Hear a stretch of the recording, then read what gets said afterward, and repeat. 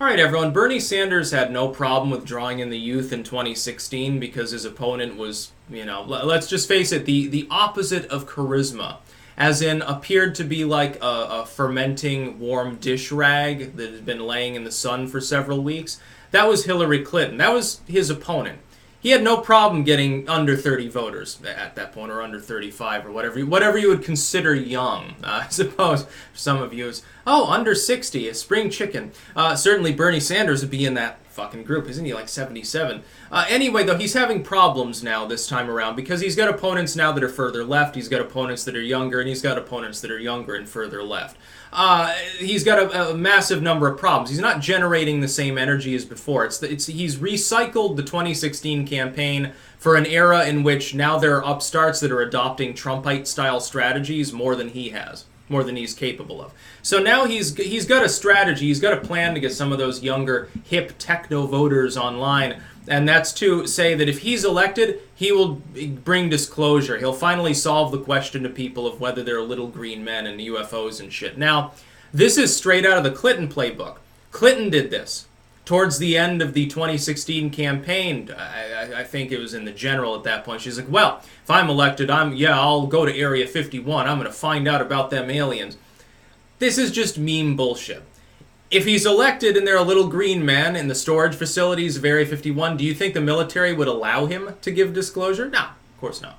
The president doesn't have that capability. We like in movies and shit, we always portray presidents as having like really unilateral power in military endeavors because they're the commander-in-chief. I'm thinking a little bit less on certain things.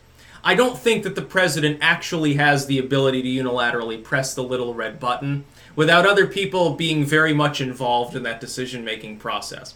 I have a feeling that the president cannot disclose, yes, there are UFOs flying around right now. In fact, I'm one of them, blurb, blurb. I don't think so. Here's the thing, though. We've got disclosure. Mathematics already has given us disclosure. Yes, there is extraterrestrial life. Yeah, it exists. You look at the universe, the number of galaxies, the number extrapolated roughly of stars within those galaxies, and the rough number of exoplanets that could potentially sustain life just under the parameters we know can spawn it, which is, organic molecules as we see them, let alone silicon-based life forms potentially and things like that. Under that framework, it would be virtually mathematically impossible for there not to be life elsewhere. And where there's life, we know evolution will take hold. There's the presumption that it's capable of advancing, and that at some points it tends to spawn intelligence. Considering the number of exoplanets out there that could sustain life, I would say bacterial life, like simple life, is probably everywhere. We may have accidentally seeded the moon with a lander at one point. Apparently they sent dehydrated tardigrades up onto the moon with an archival DVD library. And unfortunately it crashed, and so there might be dried tardigrades floating around on the moon right now. We may have accidentally put life on the moon already. By the way, we've probably put accidental life on there and Mars anyway, just by sending rovers up. You think that it's impossible for a few bacteria to be present, no matter how sterile they pretend to be? There are probably some bacteria that survived the trek across space. And so, yeah, we probably seeded Mars with life, too. Could have already been there. If they discover life on Mars at this point, they got to check whether it came from Earth. Same apparently with the moon. Oh, there's tardigrades up here too. Wow, they really are spectacular. Look, a comet hitting Earth and blasting chunks of rock and debris up out of our atmosphere, or a huge volcanic eruption might seed nearby bodies with life. I guarantee that there's extraterrestrial life, at least of the simplistic kind, and since that exists, there's a very, very high chance that it's intelligent as well somewhere in the universe. There's probably thousands of alien civilizations out there, way more advanced than us. They probably don't know we exist because we're probably quite some distance from the next one. The likelihood is not so high that there's a really advanced species nearby. There could be some rudimentary life around us. It could be in this part of the galaxy. We don't have direct evidence, but, math is on our side. But here's the thing. Do I think that it interacts with Earth? No. We're a single world species. If another species is capable of observing us, it has to be considerably more advanced. We probably look like how we would look at cavemen. Minor interest maybe, but why would they want to get near our planet? Our planet is probably surrounded by an oxidizing death shroud that most species would find uninhabitable. Our world is full of dust and pollen and water vapor and corrosive shit, and we blow each other up sometimes for fun. I don't think they want to get near this part of space. I think they leave us alone as an interesting experiment in real time that they can observe from distance. And they could have cloaking devices. They could hover around our planet without us even knowing. The idea that the U.S. government would somehow become aware of aliens, of extraterrestrials, so that they came down to deliver some sermon about morality, if they have, it hasn't changed human behavior and inclinations very much now, has it?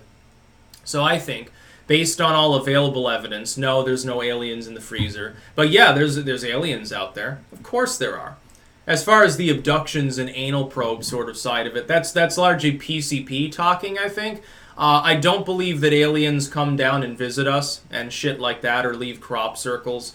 I used to kind of believe in crop circles. Then I realized they can be faked, so if they can, and they all kind of share similarities, I don't know. And so, yeah. Bernie Sanders. I'm going to disclose aliens to everyone, and we're going to make extraterrestrial ice cream flavors. That's his first inclination. You watch. If he were to say, yeah, there's aliens on Earth, his first thought would be, how can we use their meat or their fruits and vegetables or whatever, their stuff that they eat, how can we incorporate that into fucking Ben and Jerry's? And I wonder if they have space socialism. Yeah, that's the funny thing. Imagine this. He goes to Area 51, right? He gets a briefing from the military and a bunch of, like, dudes in black suits. Yes, Mr. President, yeah, there's aliens. They talk to us all the time. They're, like, informing our policy. Oh, really? I'd like to meet these aliens. And he meets them, and they're, like, totally capitalistic. They're like, oh, my God, it's a socialist. And they run screaming from the room like he's a plague or something. They're like, Mr. President, we got a lot of talking to do. I don't want to talk to these aliens anymore. I'd rather talk to the ones on the southern border. That'd be funny. Oh, then they say, as a joke, the CIA says, yes, Mr. President, we need to talk to you. We've got aliens in the freezer. It turns out it's just people that froze to death walking over some mountain on the northern border from Canada. They tried to sneak into the country, and they're like locked into ice and shit. I'm getting off on a tangent. It would be, I mean, it's ripe for jokes, but, I don't think that he's going to disclose jack shit if elected. Now, he's arguably now in third place, depending on the poll, could be a point behind Warren. The chances of him becoming the nominee are exceptionally slim. The problem for Bernie Sanders is his sort of fervor, his fiery campaign style, sees him needing to rise up to become the front runner in order to win. Whereas Biden, he can sort of be just like calm and just sort of be there. Biden just has to exist to have a quarter of Democrats at the very least behind him in a field where everyone else is strangling each other. We've only got one more layer of debates to go through, and then basically whoever the front runner is kind of going to stay there unless there's a big change going on. Joe Biden has it in the bag if he doesn't make a major mistake or stroke out on stage, or nobody else throws up a Hail Mary and has a Martin Luther King or a JFK moment. That's basically what it boils down to. Trump should come out and say, yeah, there's UFOs, fucking deal with it. By the way, people get UFO and alien mixed up. UFO just means unidentified flying object. When they say, hey, the Pentagon just came out and said, yes, they investigate, they've said that for years. The Air Force has openly, avowedly, and transparently investigated UFO phenomena since the fucking 60s. They came out long ago and disclosed that. That just means anything that's up in the sky that they can't identify. Could be a comet. It could be swamp gas. Could be an enemy airplane. Could be an experimental civilian craft. It could be a flock of birds. It could be a UFO in the little green men sense. It could be some horrible weapon that an enemy has developed, and it can cloak itself and make 90-degree turns mid-air flight. We don't know. They're not going to disclose what it is. It could be ball lightning. It could be a bunch of dust.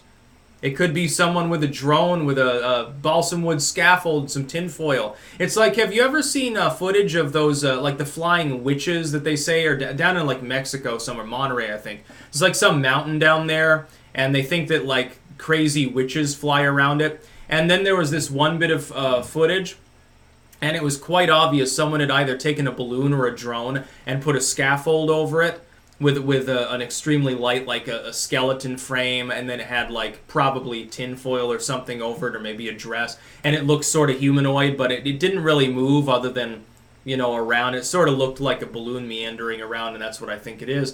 And it's like, obviously, someone sent it up there and takes grainy photos, and then, you know, they put it on the St. Brigida side of YouTube 10 years ago, and it goes viral. That happens all the time.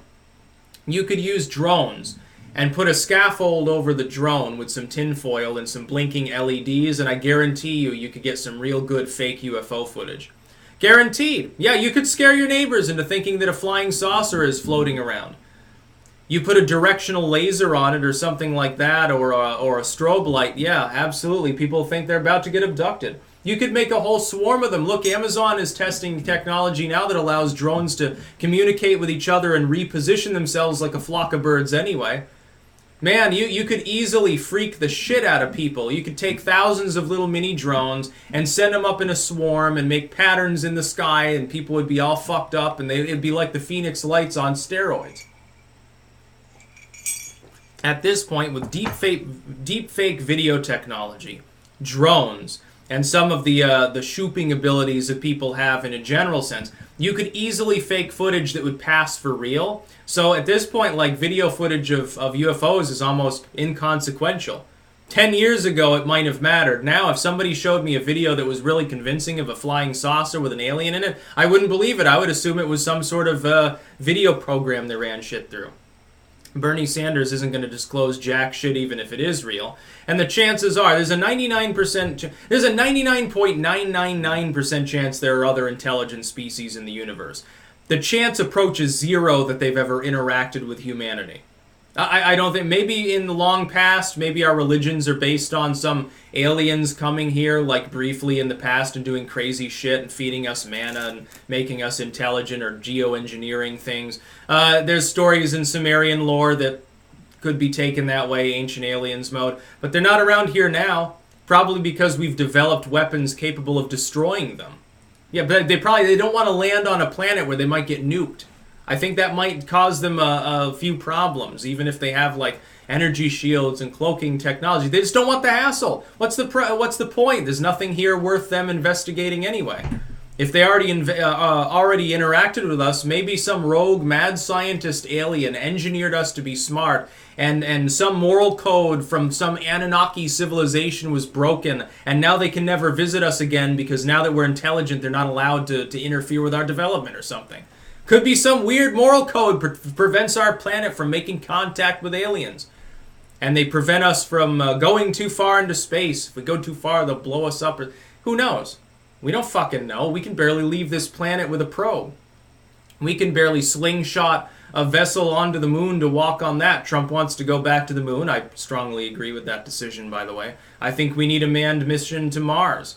Send some probes to Venus and Mercury and shit like that, too. They have to build it much more rugged. Because doesn't it rain acid on Venus or something? Doesn't it rain sulfuric acid on that planet? Yeah, I don't think the probe would last long, but it'd be interesting footage for YouTube, I suppose. That's about all. Peace out.